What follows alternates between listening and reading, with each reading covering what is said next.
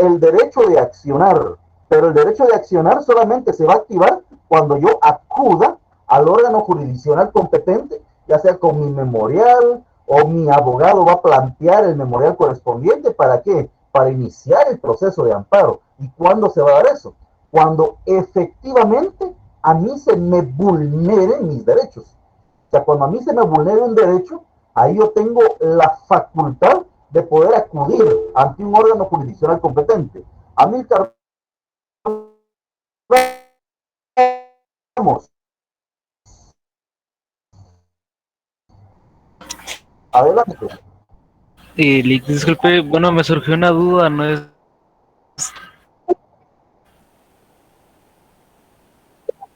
Bueno, no sé, por ejemplo, así como usted que ya es licenciado y todo, ¿verdad?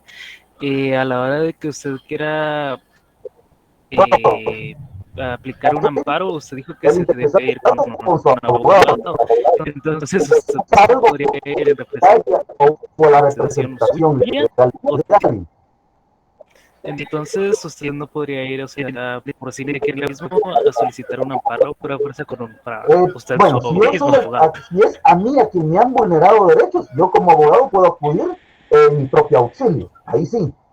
Pero si es otra Ah, persona, por ejemplo, digamos, a usted le vulneraron un derecho, usted acude a mi oficina o a la oficina de cualquier colega, ese pues acciona, en este caso el memorial de amparo, y lo plantea en el juzgado correspondiente, ¿verdad? Obviamente, cuando lo vaya a plantear en el tribunal, usted no va a acudir en ese momento, porque él va a llevar el memorial, lo va a presentar, por ejemplo, en el juzgado de primera instancia civil de Zacatepeques, le van a dar trámite y va a empezar el proceso.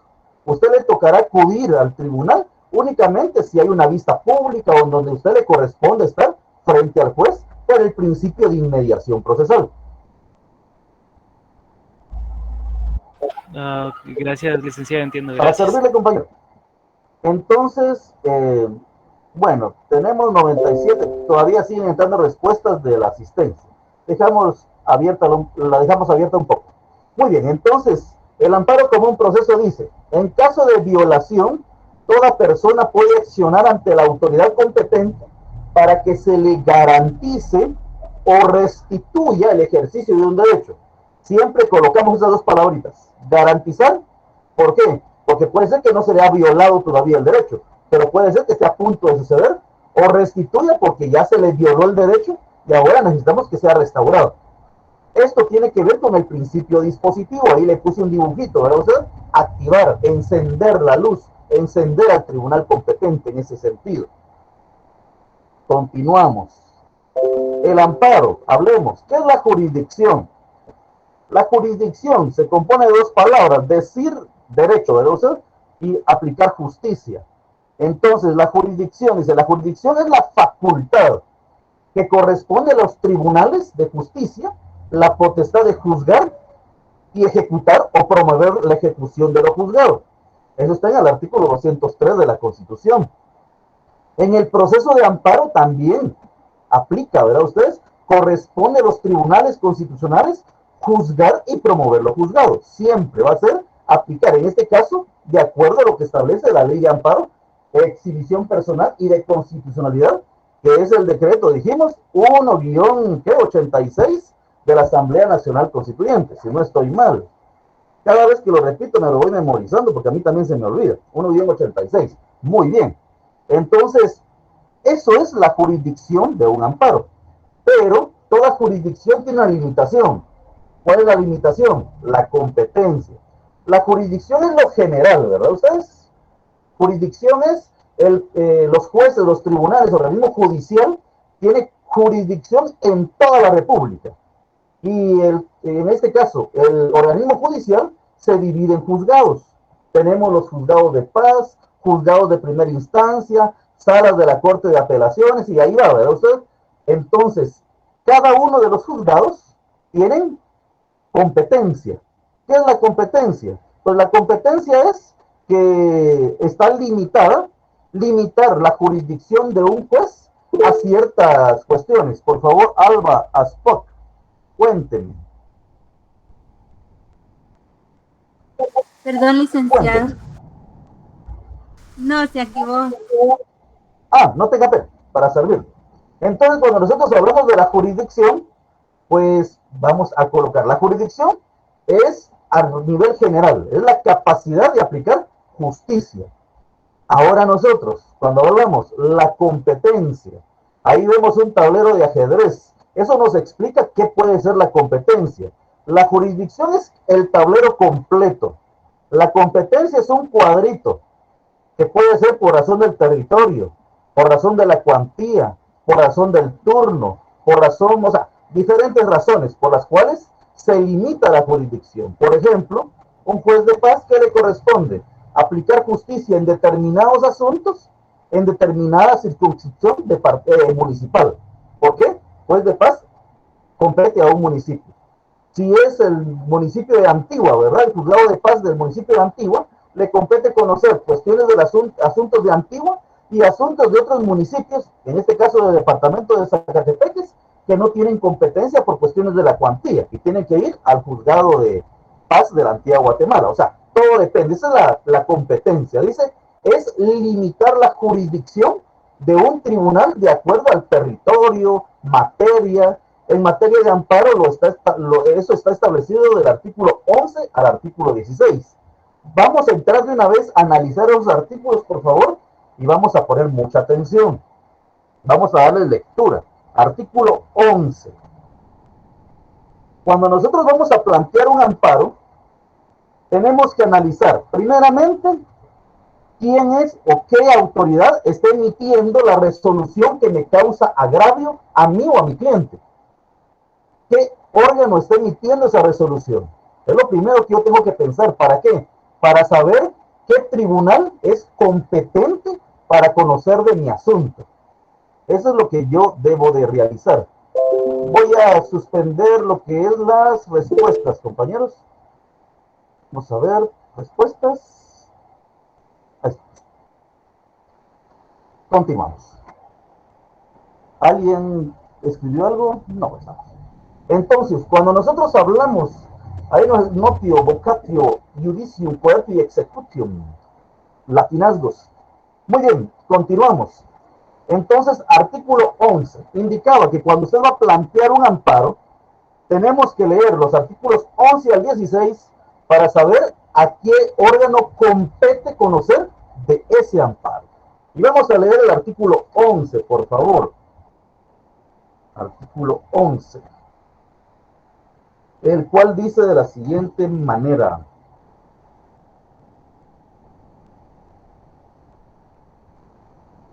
Vamos, 10. Bueno, ahí estamos. 11. Artículo 11. Competencia. Por favor, dice.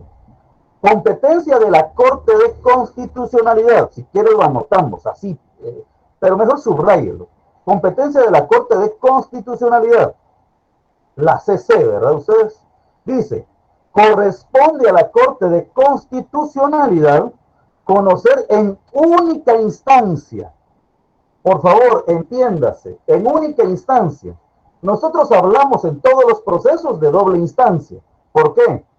Planteamos, por ejemplo, un proceso ante el juzgado. Compañero, perdón, cuando hablamos de derecho, ahorita todo lo que hablemos es la ley de amparo, exhibición personal y constitucionalidad, ¿verdad? Por favor, únicamente esa vamos a estar hablando. Entonces, ¿alguien levantó la mano? Perdón.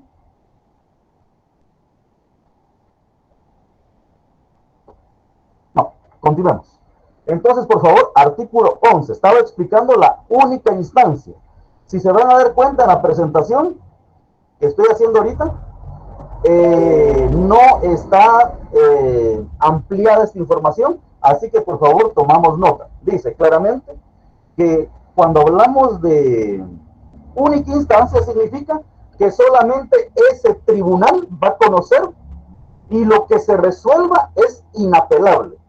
Por favor, única instancia significa que ese tribunal, en este caso la Corte de Constitucionalidad, va a conocer del asunto y la sentencia que emita es inapelable. Eso significa en única instancia. Ahí se recuerdan. Pregunta de examen que no está establecida en la presentación. Muy bien. Continuemos. Señala también, dice, conocer en única instancia en calidad de tribunal extraordinario de amparo.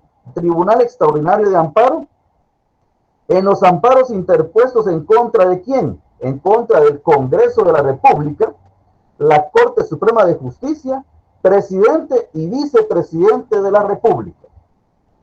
En contra de esas instituciones es que se plantea un amparo. Porque si la resolución que le causa agravio es emitida directamente, ya sea por el Congreso de la República, es emitido por la Corte Suprema de Justicia, o es emitido por el presidente, el mismo presidente, o el vicepresidente, únicamente va a conocer de ese asunto la Corte de Constitucionalidad, únicamente. Estamos hablando de competencia, ¿verdad?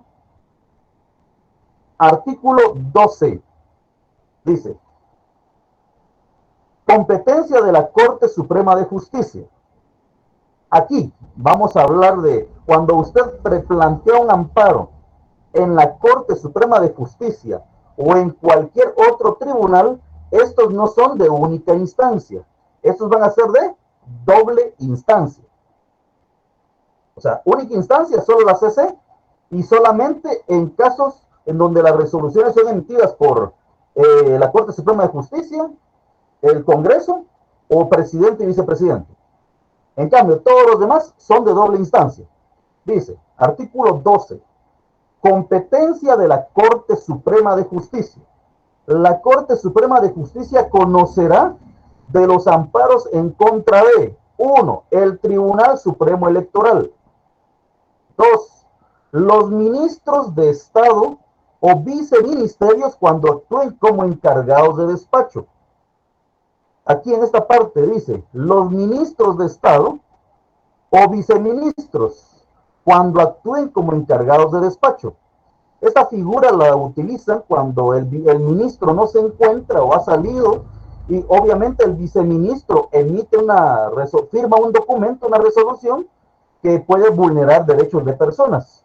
Entonces, cuando no está el ministro, queda un viceministro encargado del despacho, por favor. Entonces, ahí se puede, esa resolución, se puede, el amparo se tiene que plantear ante la Corte Suprema de Justicia. C. Las salas de las Cortes de Apelaciones, Cortes Marciales, Tribunales de Segunda Instancia de Cuentas y de lo Contencioso Administrativo. Hay cosas, siempre me han mencionado que el derecho procesal constitucional no se debería llevar en el segundo año, debería llevarse por lo menos en el quinto año. Olga Marina Cojolón Chonay, adelante. Buenas noches. Disculpe, ¿cuáles son las cortes marciales? Son las cortes militares. Por ejemplo, cuando nosotros hablamos de todos los soldados, digámoslo así, ellos tienen un fuero especial. Cuando cometen un delito, son procesados a través de una corte marcial integrada por militares. Eso es una corte marcial. Así es. Para servirle, compañero. B. El Procurador General de la Nación, PGN. E. El Procurador de los Derechos Humanos. F. La Junta Monetaria. G. Los embajadores o jefes de la misión diplomática guatemaltecos acreditados en el extranjero y el Consejo Nacional de Desarrollo Urbano y Rural. Ejemplo, cuando llegan las elecciones y la persona trató de inscribirse y no se lo permitieron y viene y plantea un amparo. ¿Dónde tiene que plantearlo? En la Corte Suprema de Justicia. ¿Por qué razón? Porque ahí dice, una resolución del Tribunal Supremo Electoral, el amparo se debe de plantear ante la Corte Suprema de Justicia. Artículo 13. O por ejemplo, continuamos, una resolución del Procurador de los Derechos Humanos, entiéndase bien que no es la Procuraduría, ¿sí? No es la Procuraduría, porque la Procuraduría es la Procuraduría General de la República o General de la Nación. Cuando hablamos del procurador, no confundamos, no es la Procuraduría de los Derechos Humanos, es el Procurador de los Derechos Humanos, por eso así lo menciona. Entonces, cualquier resolución que surja de esas autoridades, que de acuerdo al artículo 12, ahí están establecidas, se debe de plantear ante la Corte Suprema de Justicia. O sea, la competencia corresponde a la Corte Suprema de Justicia. Siguiente, artículo 13. Dice el artículo 13. Bueno, no dice nada porque las leyes no hablan a ustedes. Establece el artículo 13. Dice, competencia de la Corte de Apelaciones. Las salas de la Corte de Apelaciones del orden común, en sus respectivas jurisdicciones, conocerán de los amparos que se interpongan en contra de, uno, o A, los viceministros de Estado y directores generales. Dirección General de Migración. Y uno dice, fíjese que me emitieron una resolución en la Dirección General de Migración que me afecta. Dirección. Bueno, no lo va a presentar ante la Corte Suprema de Justicia. ¿Por qué? Porque no le compete. Le compete a la Corte de Apelaciones, a las salas de la Corte de Apelaciones. Entonces, B, los funcionarios judiciales de cualquier fuero o ramo que conozcan en primera instancia. C, los alcaldes y corporaciones municipales de las cabeceras departamentales. Escuchen bien eso. Señala, los alcaldes y corporaciones municipales de las cabeceras departamentales.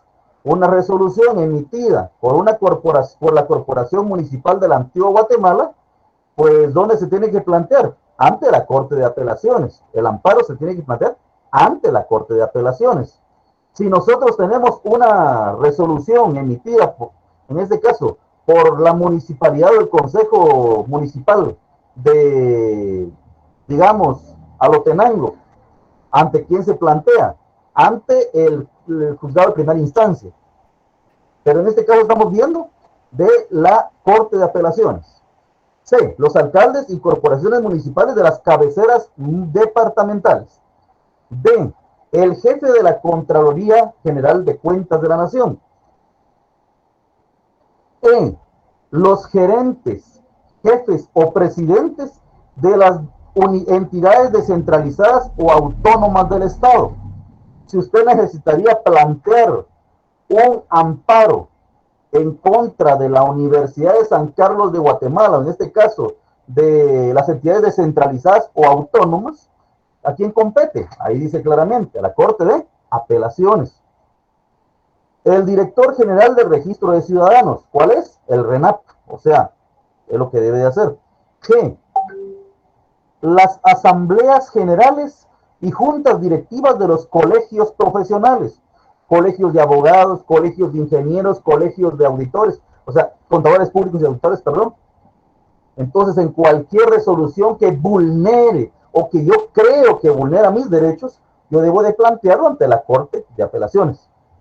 Tenemos también las asambleas generales y juntas directivas de los colegios profesionales, H, las asambleas generales y órganos de dirección de los partidos políticos, los cónsules o encargados de consulados guatemaltecos en el extranjero, y J, los consejos regionales o departamentales de desarrollo urbano y rural, y así los gobernadores.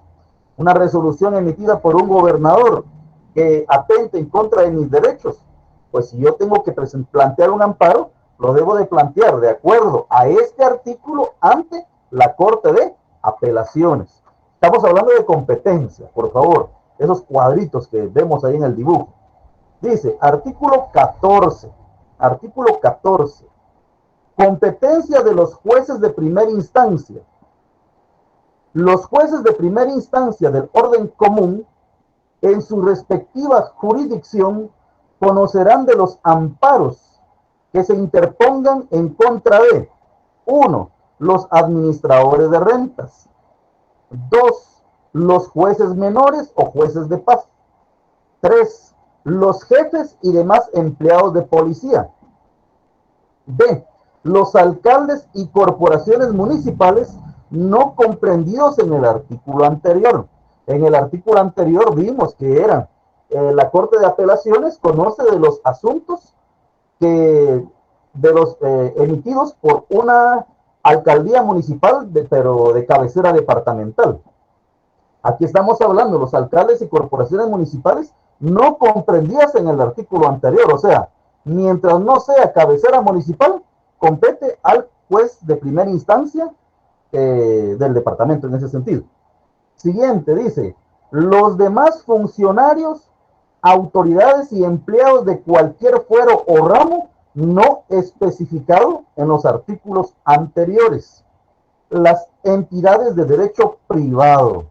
Cuando hablamos de entidades de derecho privado, somos todos los particulares, sociedades anónimas, asociaciones, o sea, cualquier institución de derecho privado que tenga de alguna manera relación con las personas. Entonces, esa es la competencia. Competencia no establecida. Señala el artículo 15. La competencia no establecida en los artículos anteriores se aplica cuando el amparo se interpone contra alguno de los individuos integrantes de los organismos y entidades mencionados, siempre que actúen en función o por delegación de estos. Cuando la competencia no estuviere claramente establecida, o sea, mire, fíjese que quiero plantear un amparo en contra de X institución del Estado, pero no sé a quién acudir, o no tengo claro que la ley no me establece ante qué autoridad debo de plantearlo. Señala el apartado 2 o el párrafo segundo. Cuando la competencia no estuviere claramente establecida, la Corte de Constitucionalidad determinará sin formar artículo, o sea, sin entrar a conocer tanto el proceso, ¿verdad ustedes? Así rápidamente hace un análisis de ley y emite una resolución. Es sin formar artículo el tribunal que deba de conocer. Obviamente, viene usted y no sabe ante quién plantearlo, lo plantea ante el órgano que usted considere, y si ellos tienen la duda, lo van a enviar a la CC.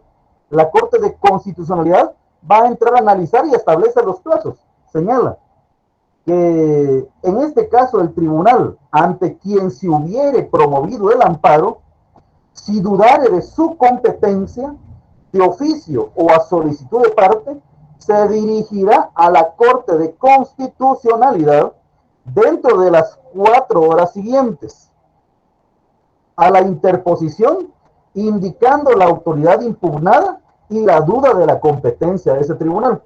La Corte de Constitucionalidad resolverá dentro de 24 horas y comunicará lo resuelto de la forma más rápida.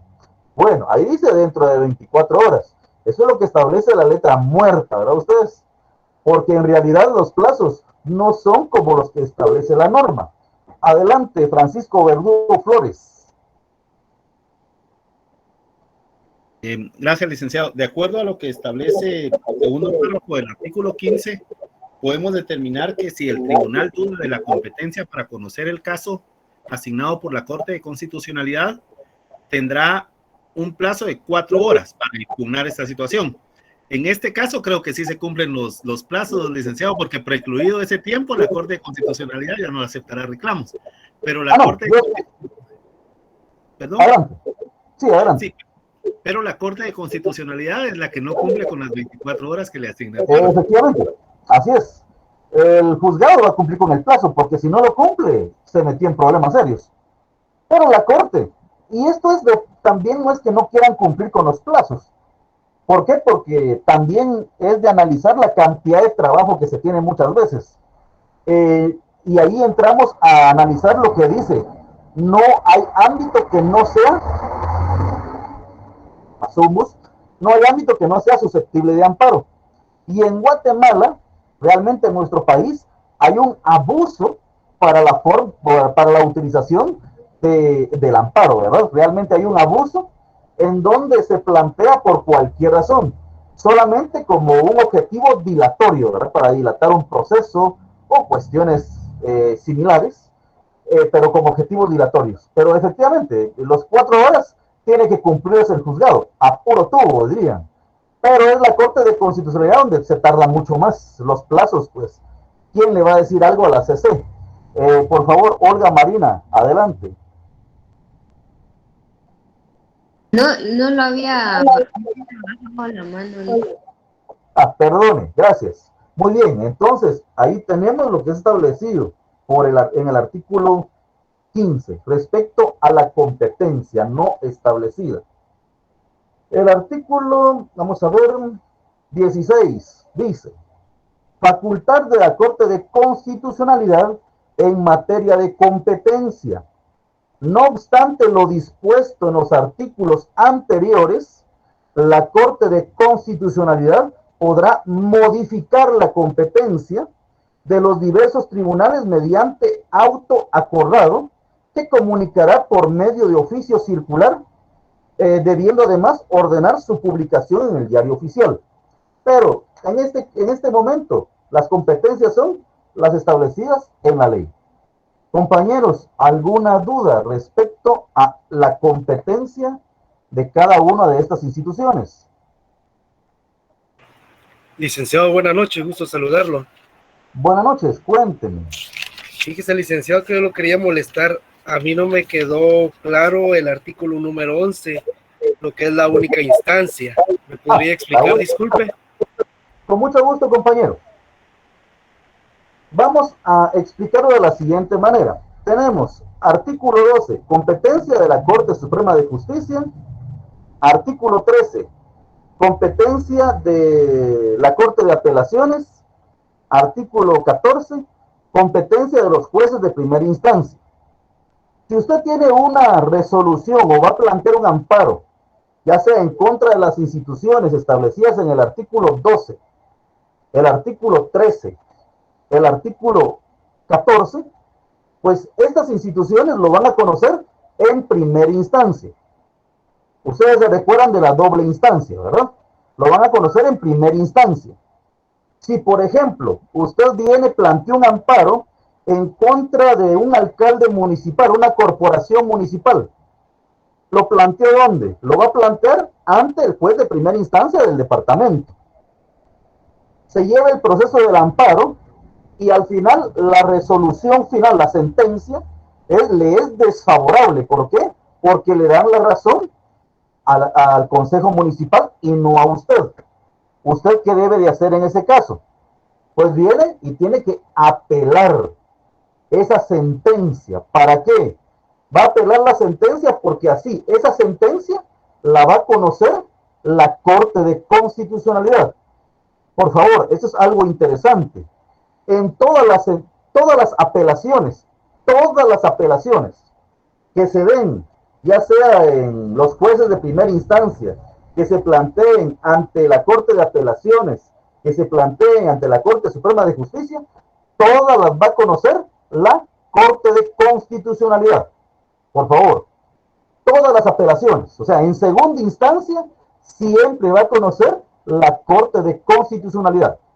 Entonces, en todos los casos que yo le mencioné ahorita, aplican dos instancias. La primera, que es lo que conoce la Cámara, que conoce el juzgado de primera instancia, siempre va a ser de esa manera, en dos instancias. Muy bien. Ahora lleguemos a lo que establece el artículo 11. Cuando la resolución que vulnera derechos es emitida, ya sea por el Congreso de la República, en ese caso la Junta Directiva, es emitido por el organismo judicial, en este caso la Corte Suprema de Justicia, la Corte Suprema de Justicia, o es emitida por el presidente o vicepresidente de la República, usted no tiene dos instancias. No existe doble instancia. ¿Por qué razón? La misma ley establece que la Corte de Constitucionalidad es la única competente de conocer asuntos en contra del presidente, vicepresidente, Congreso y, en este caso, de la Corte Suprema de Justicia. Por lo tanto, si usted le resuelven sin lugar, o sea, le ganaron el proceso, le ganaron el amparo, al final le dieron la razón al presidente, la razón al vicepresidente, usted no tiene otra instancia más a donde acudir, porque es a única instancia, no existe otra instancia más. O sea, usted está en lo supremo, ¿verdad? De ahí para arriba no hay donde más acudir. Claro, que no sea la Corte Interamericana de Derechos Humanos, pero a nivel local no existe otra instancia más para poder conocer o apelar esa resolución. Por eso, cuando esa única instancia, lo que establece el artículo 11 es que no existe doble instancia, que no puede apelar esa sentencia. No sé si, compañero, le quedó más o menos claro o quiere que lo vuelva a repetir. Compañero Ahora Bermúdez Flores, sí, gracias, licenciado. Licenciado, perdone la molestia. Fíjese que es solo una interrupción a su curso, disculpe. Lo que pasa es que en el chat hay varios compañeros que desde que usted envió el formulario de asistencia han estado avisando que no han podido llenarlo por la señal. No sé si ahí con ustedes está lloviendo en San Antonio, pero en Jocotenango y en otras partes del departamento está lloviendo bastante fuerte. Entonces, por cuestiones de señal, hubo varios compañeros que no pudieron llenar la asistencia y sí han estado presentes. No sé si usted puede apoyar en ese sentido, Lick, perdone. tienen 3 minutos más para responderlo, ya se le activó. Gracias, licenciado, muy amable. Para servirle, compañero. Bueno, esa es la cuestión de competencia. Compañeros, pregunto, ¿dudas? Solo con esto y lo que hemos visto, hay suficiente para un examen. Andrea de León y Helen Farero. Vamos a ver, Andrea de León, adelante. Perdón, licenciado, se me activó. Ah, caray. Helen Farero, adelante. ¿Qué está tomando? Broma. Sí, mucho frío. Lick, disculpe, me surgió una duda en el artículo 14, donde indica los jueces de primera instancia del orden común. ¿Me podría explicar a qué se refiere del orden común, por favor? Derecho común, derecho civil. Ese es derecho común, ¿verdad ustedes? Derecho común, el área común, derecho civil. Es conocido así desde todos los tiempos. Siempre que le llegan el derecho común, es el derecho civil. Aunque todos tienen competencia de ustedes, pero realmente cuando habla del orden común, habla de derecho civil oficialmente. ¿Alguien más, compañeros? William Gudiel Orlando Márquez, adelante. ¿Con quién estás creciendo? Buenas noches, licenciado. Adelante, compañero. Dentro del artículo 14, en donde están las entidades de derecho privado, ahí entrarían también los pactos colectivos. Cuando nosotros hablamos de pactos colectivos, esos son, pues indica, ¿verdad?, que es ley para todos los trabajadores y patronos de la institución. Habría que ver, cuando usted me dice pacto colectivo, pues a qué se refiere directamente. Si es a una violación directamente del pacto, pues es competencia de agotar la vía, en este caso, la vía legal que corresponde al juzgado de trabajo, sería en ese sentido. Porque si hablamos, por ejemplo, de una autoridad emitida, una resolución emitida por el sindicato, entonces aplicaría siempre el juzgado de primera instancia, y es una cuestión del sindicato. Si es una cuestión del patrono, una resolución que le afecta y consideran que no hay un proceso legal establecido o un proceso ordinario, pues se van por la vía del amparo. Y siempre va a ser competencia de un juzgado de primera instancia civil, en este caso, o de acuerdo a la competencia, si es laboral, podría ser el laboral, ¿verdad ustedes? Pero siempre es respecto a lo que dice entidades de derecho privado. Gracias, licenciado. No sé si le contesté bien, y si no lo dejé claro, pues me dice y lo vuelvo a ver cómo lo reconfiguro. No, sí, está todo claro. Gracias. Bueno, compañeros, otra pregunta por allí.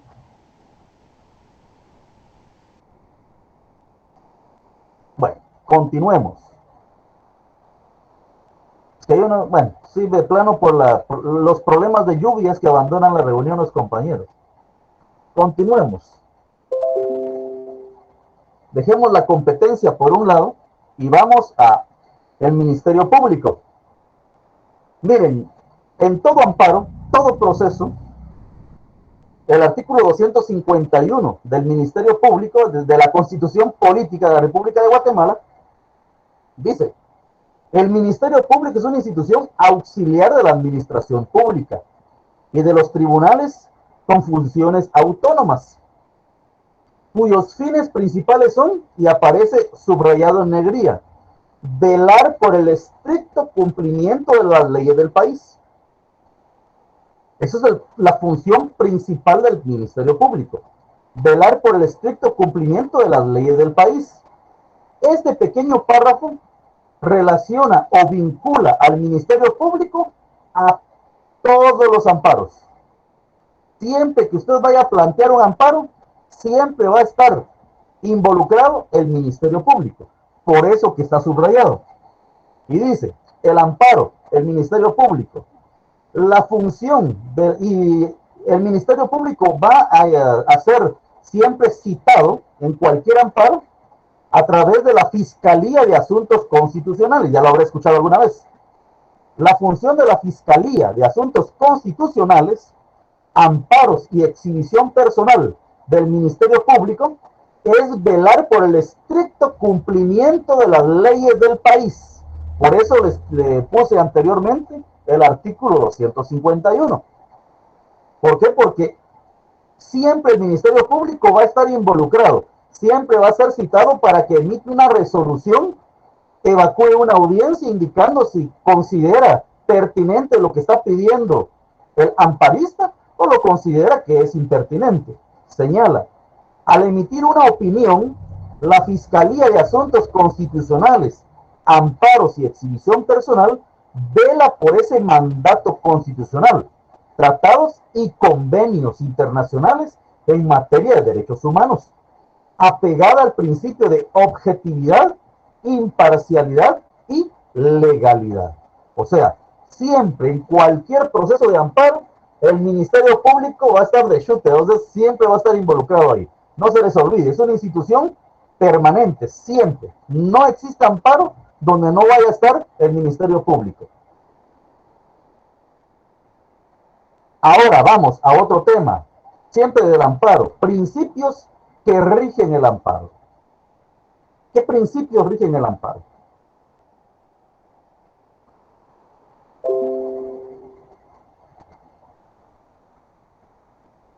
Dice, puede concebirse como uno de los principios fundamentales en otras áreas del derecho a este principio. ¿Cuál es? Principio de iniciativa o instancia de parte. Miren, este principio, todos son principios interesantes. Este principio es lo que indicábamos, el principio dispositivo, principio de iniciativa o a instancia de parte. Puede concebirse como uno de los principios fundamentales. Es lo que me decía el compañero recientemente. Si yo, por ejemplo, como abogado puedo plantear un amparo, sí, pero claro, debió de haber venido el interesado a mi oficina para que yo, pues en nombre de él, faccione un memorial, me lo firme, lo interpongo, lo planteo y él inició el proceso de amparo. O sea, él está accionando. Yo solamente soy un medio, el abogado asesor en ese caso, para continuar con el proceso. Vamos a ver. No sé si alguien escribió. Admitir. Entonces, artículo 8. Vamos a leer el artículo 8. Ya lo hemos leído, pero el artículo 8 dice de la siguiente manera. Objeto de amparo. Señala. El amparo protege a las personas contra las amenazas de violaciones de sus derechos o restaura el imperio de los mismos cuando la violación hubiera ocurrido. Muy bien. Entonces, ¿quién debe de acudir a solicitar amparo o a solicitar la protección de la ley? Obviamente la persona que ha sufrido una amenaza o una violación de derechos. Él es el único que puede acudir a plantear un amparo. Artículo 8. Siguiente. Dice, agravio personal o directo. Miren, eso es interesante. ¿Por qué? Porque la mayoría de amparos son resueltos sin lugar. La mayoría de veces. Porque siempre aparece, ¿verdad usted? Inexistencia de agravio. Inexistencia de agravio. ¿Qué significa? Que la persona no puede demostrar fehacientemente que efectivamente le hayan causado un agravio. O sea, el amparo lo debe de plantear, pero tiene que tener muy claro que debe de plantear de forma clara ¿qué derecho se le está vulnerando? ¿Cómo se le ha vulnerado? ¿Qué artículos de la Constitución le están limitando? Entonces, quien plantea la acción constitucional extraordinaria del amparo debe de ser el agraviado. Artículo 10. El artículo 10 señala procedencia del amparo. La procedencia del amparo se extiende a toda situación que sea susceptible de un riesgo, una amenaza, una restricción o una violación de los derechos que la Constitución y las leyes de la República de Guatemala reconocen, ya sea que dicha situación provenga de personas y entidades de derecho público o entidades de derecho privado. Ya estuvimos hablando de eso recientemente. Entonces señala, toda persona tiene derecho a pedir amparo, entre otros casos, y aparece, inciso A, para que se le mantenga o restituya en el goce de los derechos y garantías que establece la Constitución o cualquier otra ley. B, para que se declare en casos concretos, o sea, no generales, sino en un caso concreto, que una ley, un reglamento, una resolución, acto de autoridad, no obligan al recurrente por contravenir o restringir cualquiera de los derechos garantizados por la Constitución o reconocidos por cualquier otra ley.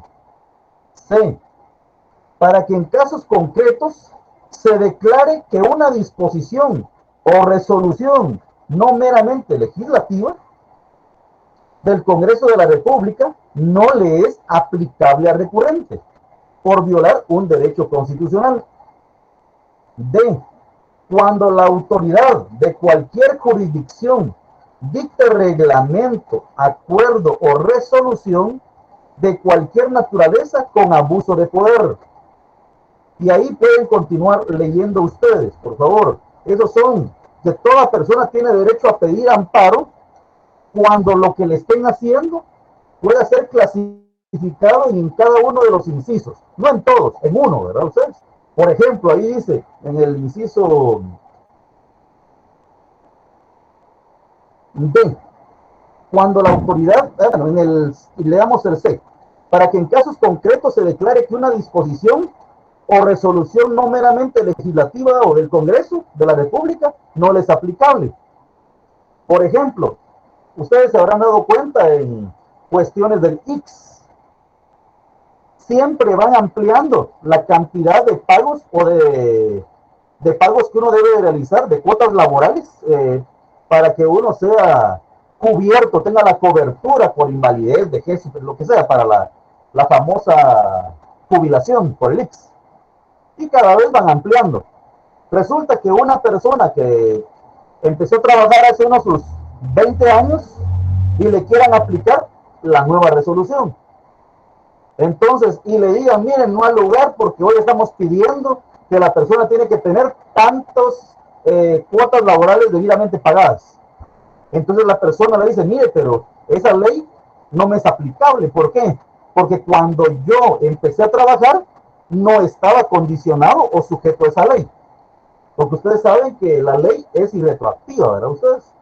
Y también, ahí van a otro término que ustedes han utilizado ya, la ultraactividad de la red, de la ley, perdón, de la red, estoy pensando, la ultraactividad de la ley, que significa que la ley es irretroactiva siempre y cuando, pues, excepto en cuestiones que beneficien al reo en cuestión penal, indubio cooperario en derecho laboral, o sea, siempre y cuando le cause efectos, no le es aplicable una norma a la persona. Entonces, es una forma, ¿verdad?, de poder analizar ese artículo. Eso es el artículo 10. Principio siempre del amparo, principio de prosecución judicial del amparo. Y dice, una vez iniciado el amparo, este continuará promovido de oficio por el juez constitucional de amparo hasta la debida finalización. Coloqué la imagen de una, ¿cómo le dicen a eso? bueno, un deslave, ustedes, perdón el término, se me fue el término, una avalancha. Bueno, de una avalancha. La avalancha puede iniciar por varias razones. Porque, ¿qué le digo? Alguien se tropezó de arriba, una piedra, un terremoto, lo que sea. Ese terremoto, esa persona que movió algo en la cima de la montaña, una bomba o lo que sea, ¿qué causó? Que se viniera la avalancha. Perfecto. Entonces, cuando nosotros indicamos el principio dispositivo, es empezar la avalancha. Ese proceso, esa avalancha va a continuar hasta que llegue a su destino final. Pues así funciona el amparo. El inicio es rogado. Usted tiene que acudir al órgano jurisdiccional competente a plantear el amparo. Es lo único que usted debería de hacer al inicio.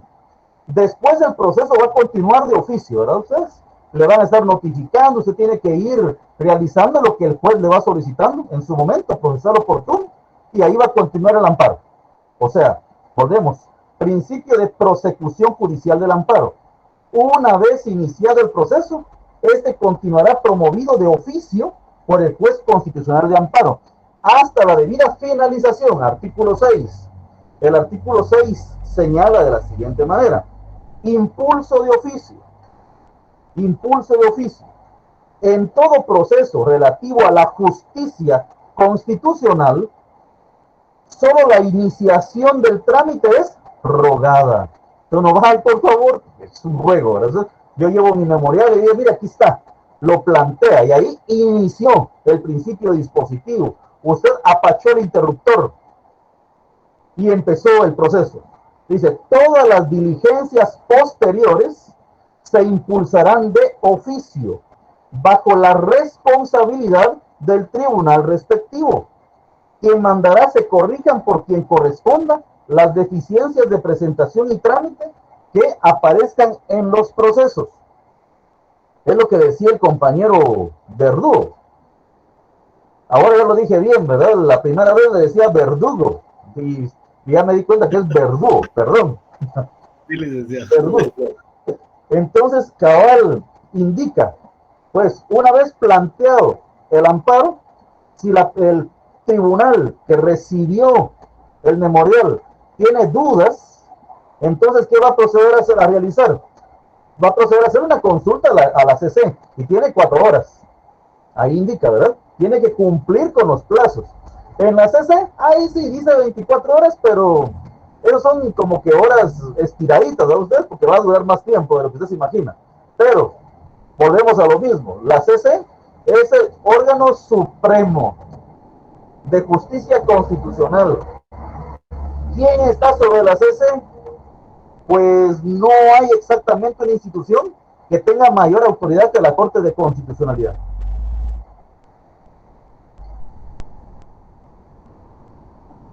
Principio de definitividad del amparo.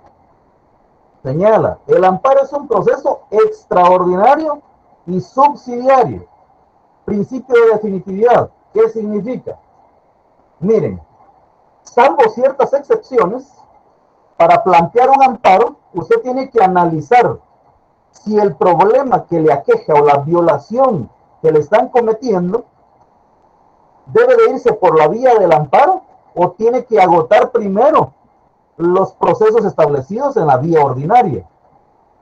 Por ejemplo, nosotros tenemos, imagínese usted, que la SAT le haga un ajuste y venga usted, le dijeron, mire, usted tiene que pagar tanto de impuesto. Recibe su resolución y usted, no voy a poner un amparo. Usted plantea un amparo y le van a decir que no al lugar. ¿Por qué? Porque no está agotando el principio de definitividad. Se tiene que agotar las fases ordinarias, el proceso ordinario. En ese caso, pues se tiene que agotar toda la instancia administrativa y después ya acudir a la etapa jurisdiccional y al final, si hay violación de derechos, se acude al amparo. ¿Por qué? Porque el amparo no es que vayan a revisar el proceso, no es una tercera instancia.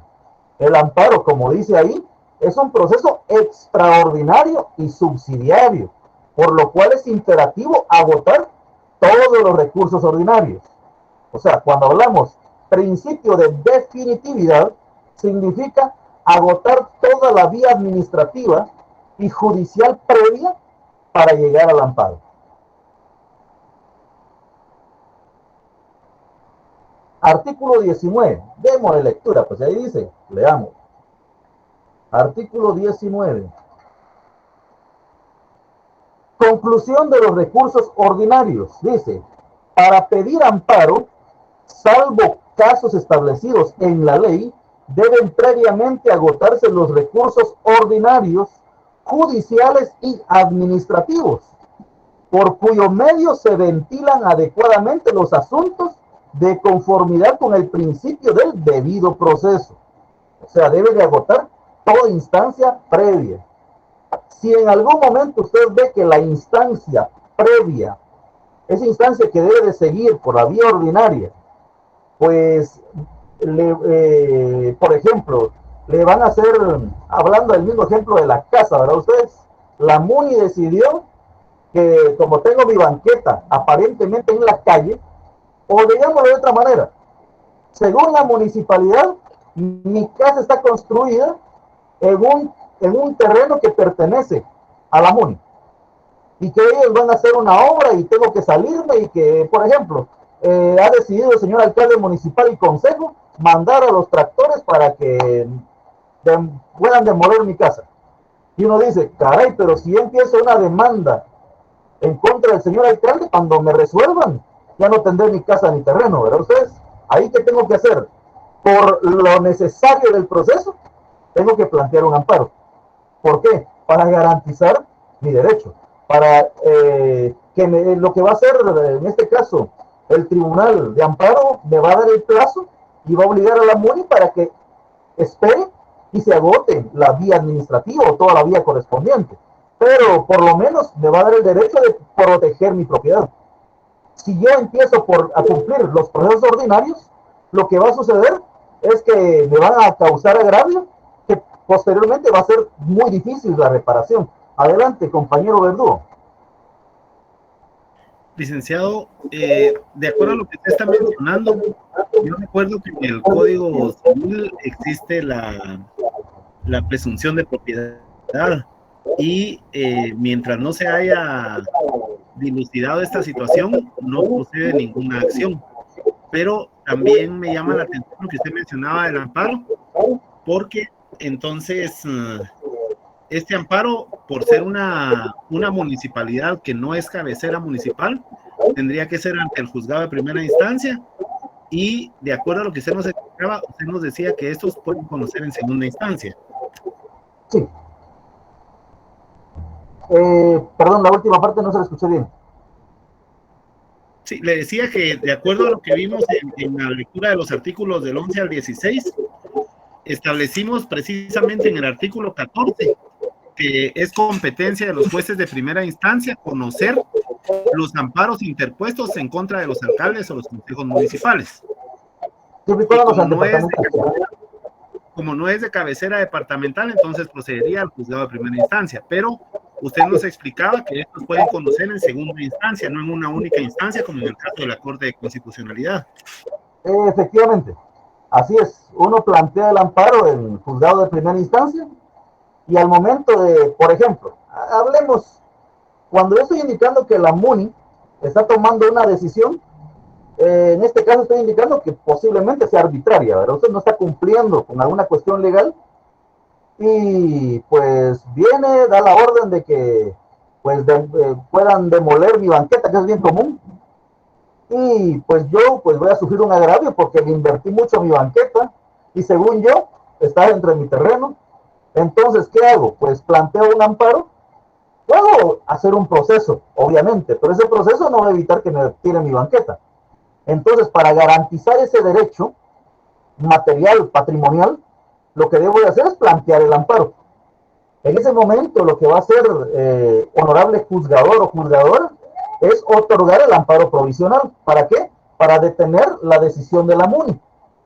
Al momento de agotar la instancia, puede ser que me vaya a decir el juzgado, me vaya a indicar el juzgado, en este caso, la jueza o juez, mire, por favor, se le va a dar el plazo para que empiece su proceso por la vía ordinaria, pero vamos a impedirle a la MUNI que continúe con pero que le causa agravio, puede decirlo así.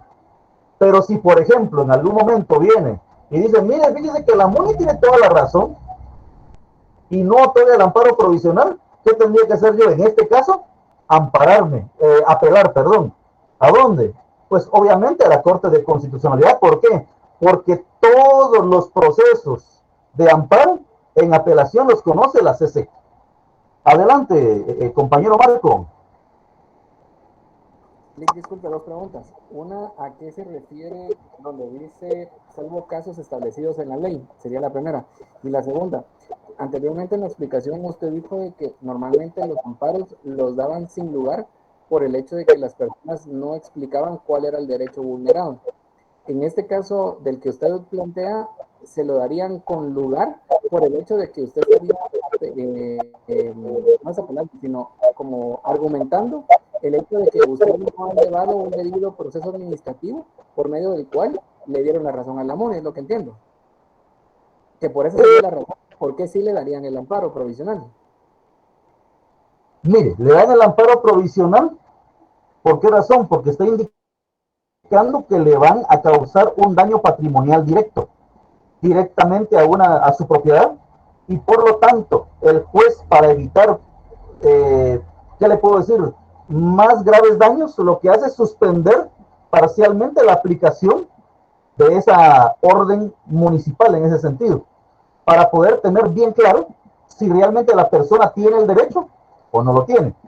Que le otorguen el amparo provisional al inicio no significa que la persona tenga la razón. ¿Por qué razón? Porque ya vamos a llegar al proceso. Después de las 48 horas, por ejemplo, una vez planteado, van a correr las audiencias correspondientes y le van a pedir a la municipalidad un informe circunstanciado. En ese informe circunstanciado, la municipalidad deberá indicar cada uno de los puntos en los cuales se fundamenta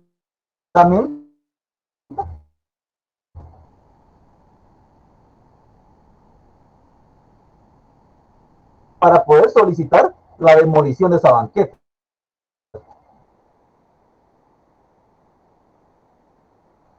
Entonces, si a criterio del juez que conoce del asunto indica muy claro,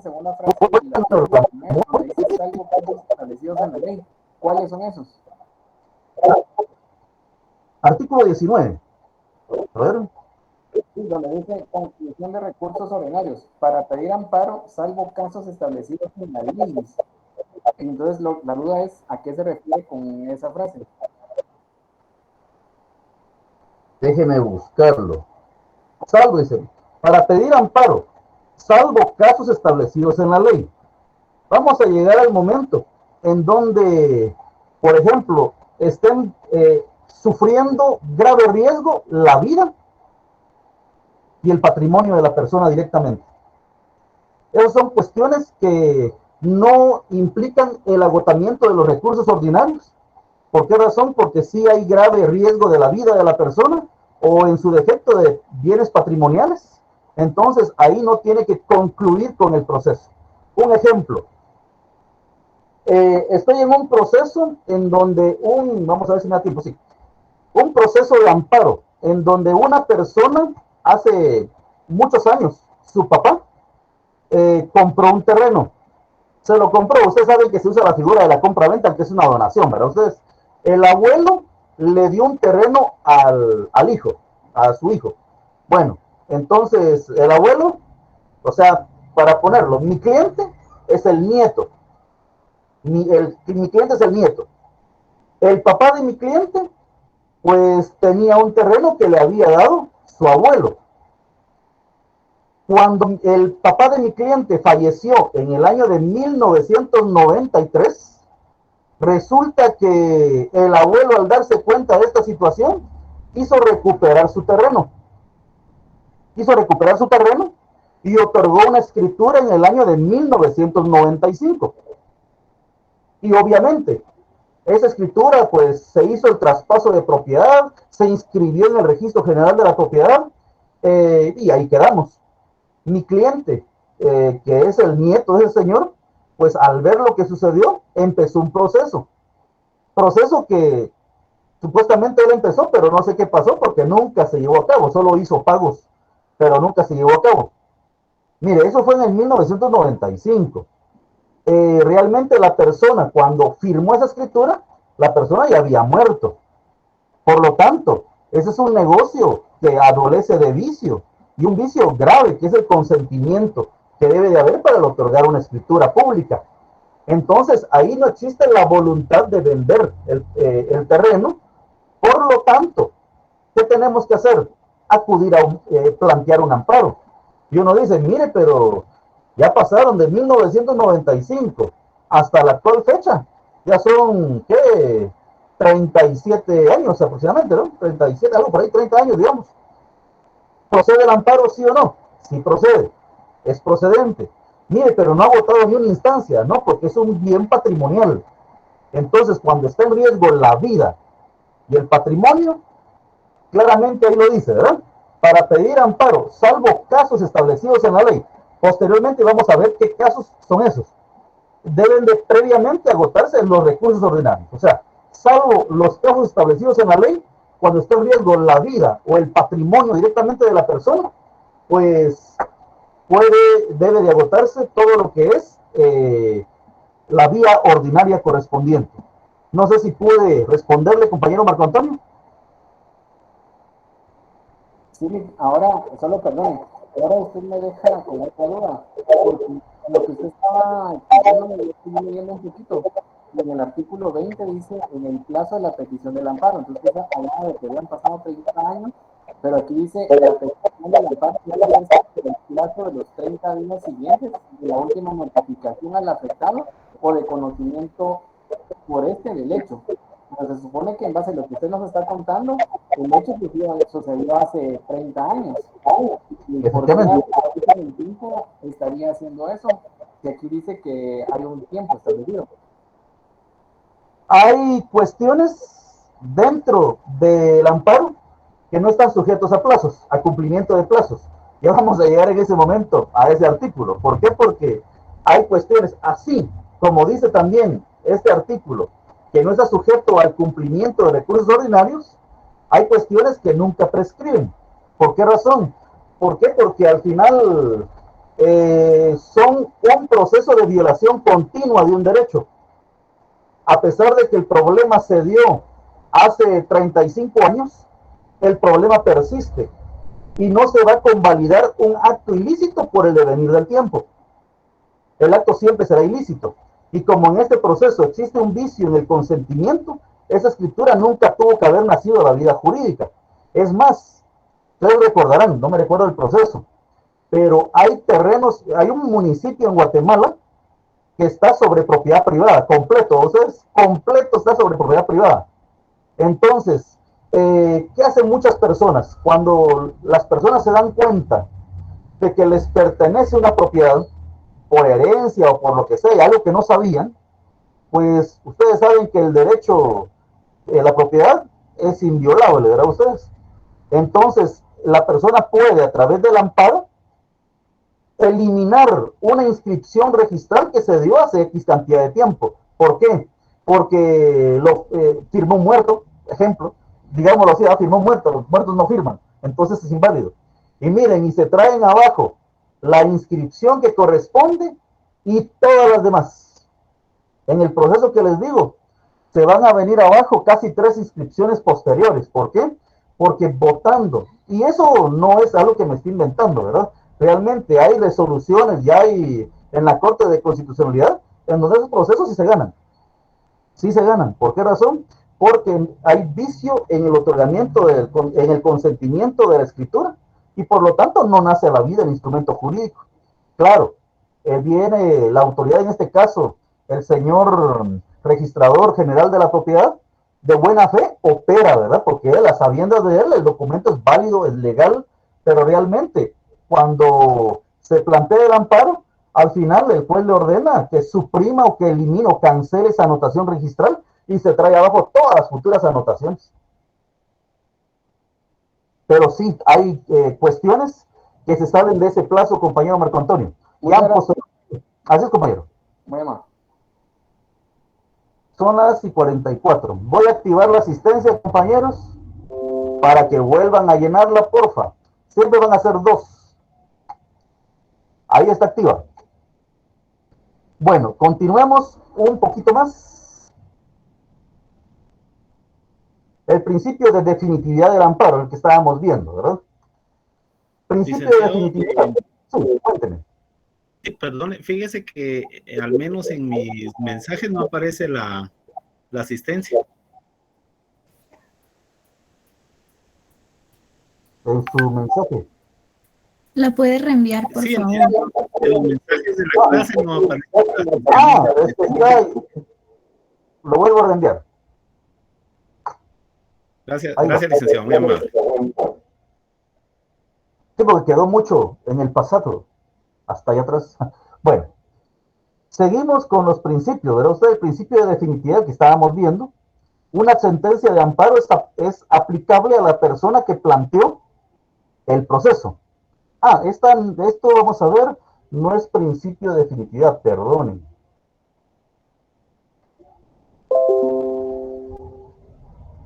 Vamos a ver. Este es. Principio de estricto derecho o de congruencia. Principio de estricto derecho o de congruencia. Cuando nosotros hablamos del principio de estricto derecho o de congruencia, les puse un dibujo, pan y una piedra. Hay un dicho, ¿verdad? Que si su hijo le pide un pan, ¿usted qué tiene que darle? Un pan. No le va a dar, le va a pedir un pan y usted le va a dar una piedra, dice la Biblia. Bueno, pues está muy relacionado con este principio. ¿Por qué? Porque si usted va a un mercado y pide peras, usted quiere que le den peras, no manzanas. Entonces, cuando nosotros hablamos del principio de estricto derecho o de congruencia, resulta que la resolución del juez debe de ser congruente a mi petición. Dice, el juez debe de ser congruente con lo solicitado. No puede resolver ultra petita, que significa más allá de lo requerido, ya que el amparo no es una instancia más. Un ejemplo, en un proceso ordinario, hablando, ya se agotó la primera instancia, se agotó la segunda instancia, ya pasaron a casación, ya pasaron todas las instancias. Entonces, y usted plantea un amparo, no recurso, ¿verdad? Entonces, plantea un proceso constitucional extraordinario de amparo, lo plantea. Pero tiene que plantearlo por violación de derechos. Y tiene que demostrar en qué momento del proceso se le vulneró el derecho. Pero el juez no puede venir, mire, vamos a analizar el proceso completo para ver si se cumplieron los derechos. No, nada que ver. Usted es el quien tiene que decir, mire, se me violó el derecho de defensa en el momento, en el que tiene que aclarar en qué momento se le vulneró su derecho.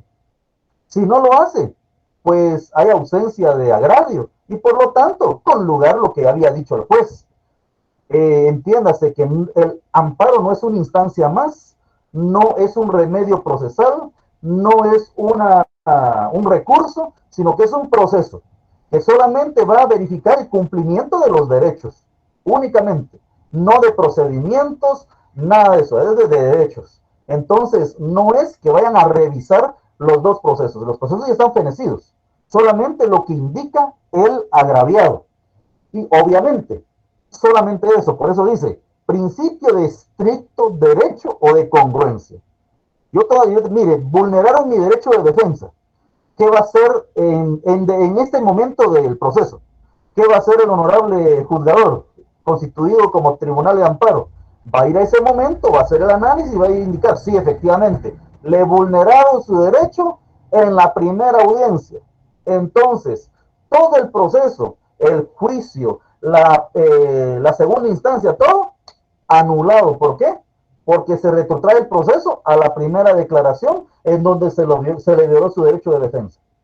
Claro, si efectivamente se le violó el derecho de defensa. Si no, automáticamente todo permanece.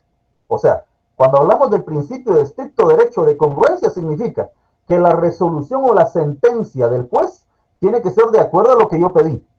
El juez no puede venir, como es mi cuate, esto no me lo puso en el memorial, yo lo voy a resolver porque con eso yo lo ayudo. No, No se puede. Principio de congruencia.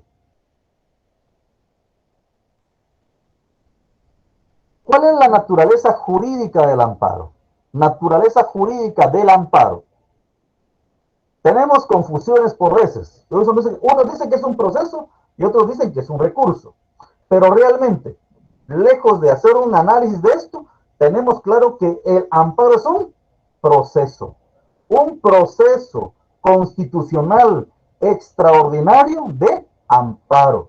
Señala, ¿qué es un proceso? Un proceso es una sucesión de momentos en los que se realiza un acto jurídico. Eso es un proceso.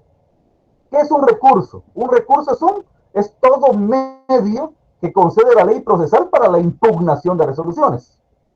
Entonces, en el amparo nosotros no estamos buscando que se impugne una resolución. Realmente no es eso.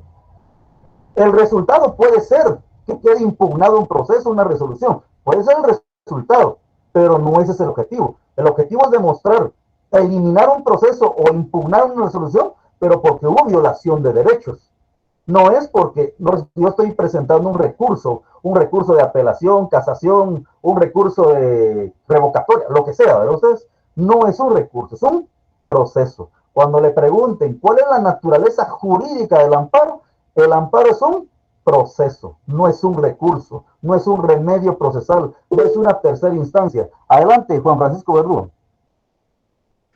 Gracias, licenciado. Fíjese que yo quiero comentarle que en cierta oportunidad, en una mesa de trabajo, estuvimos discutiendo acerca de precisamente el amparo. Y como sabemos, nuestro sistema o nuestro ordenamiento jurídico, nuestra sistemática jurídica, permite la segunda instancia. Entonces alguien alegaba que el amparo se convertía en una tercera instancia. Y al analizar los fundamentos de ley, llegamos a la conclusión, de acuerdo a la ley, que el amparo es una acción y que no es una tercera instancia, sino que es una acción ajena al agotamiento del proceso que es la ley. Usted me dirá si está correcto esto. Efectivamente, no es una tercera instancia, no es un recurso procesal, es como indica lo que hablábamos, es un proceso de carácter constitucional. Uno, es extraordinario y es subsidiario, indica, para poder restaurar derechos que hayan sido vulnerados en algún momento. Y efectivamente, pero nunca va a ser una tercera instancia, nunca va a ser un remedio procesal, sino que es un proceso independiente, totalmente de cualquier otra situación. Claro, que depende en algún momento de que se agoten los recursos, que dependen, claro, es lógico, pero no es que sea una tercera instancia. Totalmente de acuerdo, compañero Juan Francisco. Ok, gracias, licenciado, muy amable. El amparo es un proceso de índole constitucional, proceso constitucional de amparo. Pretende verificar violación de derechos humanos y busca revisar lo resuelto. Dice, ahí hay un error. El recurso busca revisarlo. No, perdón, no hay error. El proceso constitucional de amparo pretende verificar violación de derechos humanos. El recurso busca revisar lo resuelto por un juzgado.